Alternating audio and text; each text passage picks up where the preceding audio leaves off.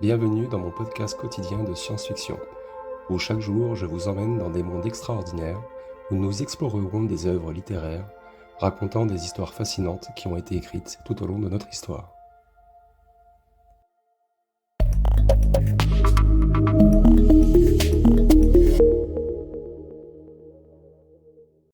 Bonjour à toutes, bonjour à tous, très chères auditrices et très chers auditeurs. Aujourd'hui nous allons parler des mondes dystopiques dans la science-fiction. Et la question que nous allons nous poser, c'est est-ce que c'est un avertissement ou une réalité future? Dans un monde où l'avenir semble de plus en plus incertain, la science-fiction, en particulier les récits dystopiques, attirent notre attention et stimulent notre imagination. Des œuvres telles que 1984 de George Orwell à Hunger Games de Suzanne Collins, nous plongeons dans des univers où la société a pris un tournant sombre et alarmant. Ces mondes, souvent marqués par la tyrannie, la surveillance extrême et la dégradation environnementale, semblent parfois étrangement prophétiques. Cet article explore brièvement la question cruciale. Les mondes dystopiques de la science-fiction sont-ils de simples avertissements ou constituent-ils des avertissements réalistes pour notre avenir? On va se concentrer sur les racines de la dystopie. Le concept de dystopie trouve ses origines bien avant l'apparition du terme lui-même, avec des œuvres qui, dès le début, ont cherché à critiquer les tendances sociales et politiques de leur époque. La dystopie, en tant que genre, s'est développée comme un miroir sombre de l'utopie, offrant une vision critique des idéaux sociétaux à travers la représentation de futurs où ces idéaux sont pervertis ou menés à leur extrême destructeur. 1984 de George Orwell, par exemple, reste l'un des récits dystopiques les plus influents. Il met en lumière les dangers de la surveillance de masse et de la manipulation de la vérité.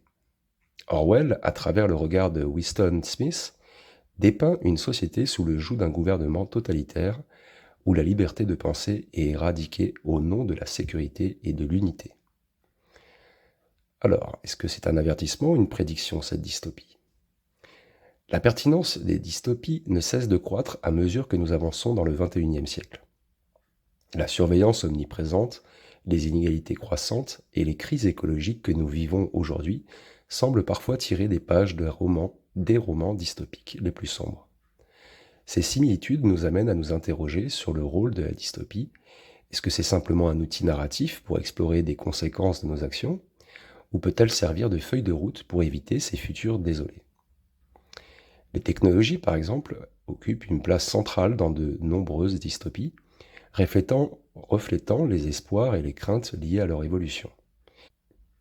Le meilleur des mondes, d'Aldous Huxley, aborde la question de la manipulation génétique et du conditionnement psychologique, soulevant des questions éthiques toujours d'actualité.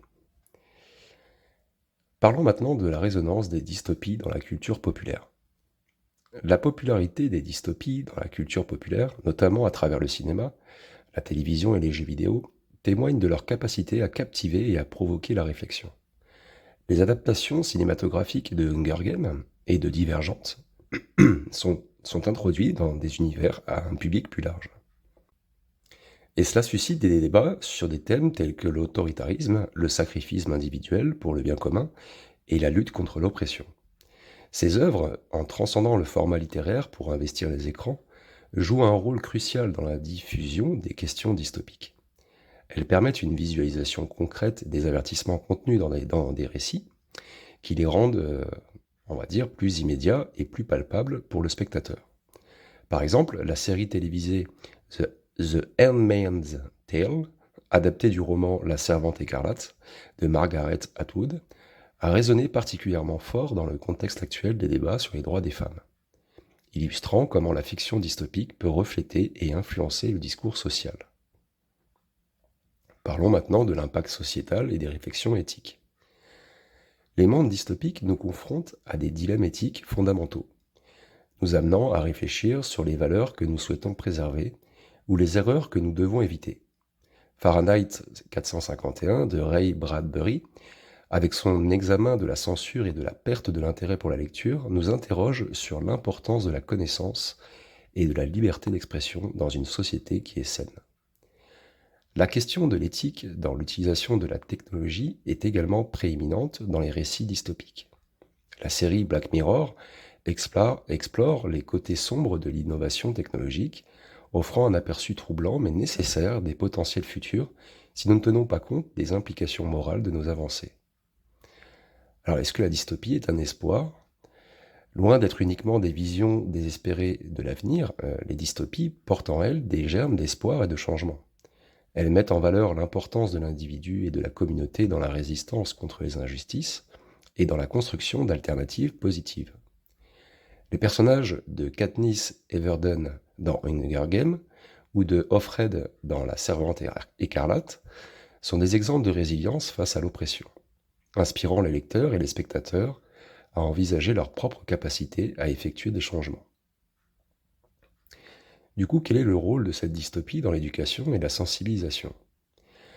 Quand on intègre la dystopie dans l'éducation, elle peut stimuler la réflexion critique chez les jeunes, les amenant à questionner le monde autour d'eux et à réfléchir sur des actions nécessaires pour éviter des futurs négatifs. En discutant des thèmes présents dans ces œuvres, les éducateurs peuvent encourager une prise de conscience des enjeux sociétaux, environnementaux et technologiques actuels. Du coup, est-ce qu'on va vers un futur dystopique ou utopique? Les dystopies, tout en nous avertissant des dangers potentiels, nous offrent également la possibilité de réimaginer notre futur. Elles nous rappellent que l'avenir n'est pas gravé dans la pierre ou dans le marbre, mais qu'elle est le résultat de nos choix et des actions présentes. En prenant au sérieux les leçons des mondes dystopiques, nous pouvons donc aspirer à construire un avenir qui reflète nos espoirs plutôt que nos peurs. En conclusion, les mondes dystopiques de la science-fiction, bien plus que de simples récits de divertissement, jouent un rôle essentiel dans notre compréhension des dynamiques sociales, politiques et technologiques. En nous préservant des visions extrêmes mais souvent plausibles de l'avenir, ces œuvres nous incitent à la réflexion, au débat et, espérons-le, à l'action. Elles nous montrent que, même dans les futurs les plus sombres, il reste une place pour l'espoir et la capacité de changer le cours des choses. La dystopie nous offre ainsi une précieuse leçon, celle de la vigilance et de l'engagement nécessaires pour forger des lendemains meilleurs. Je vous remercie de m'avoir écouté et je vous dis à très bientôt pour un prochain podcast. Bisous à tous.